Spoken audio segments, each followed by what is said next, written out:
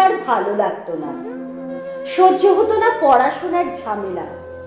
আমাদের চলতি লেখাপড়া সে শিখলো না কোনো কালেই, অথচ সে ছাড়িয়ে গেল সারা দেশের সবটুকু পাণ্ডিত্যকে।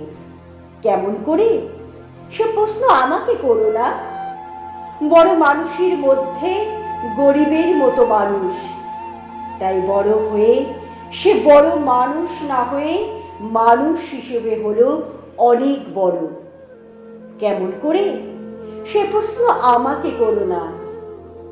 গান সাধার বাধা আইন সে মানেনি, অথচ সর্কের বাগান থেকে সে চুরি করে আনলো তোমার আমার গান।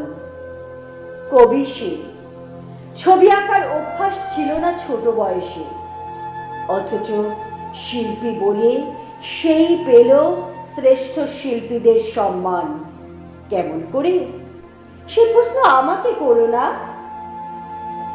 মানুষ হলো না বলে যে ছিল তার দিদির আক্ষেপের বিষয়। অনেক দিন, অনেক বিদ্রূপ যাকে করেছে আহত, সেই একদিন চমক লাগিয়ে করল দিগ্বিজয়। কেউ তাকে বলল বিশ্বকবি, কেউ বা কবিগুরু।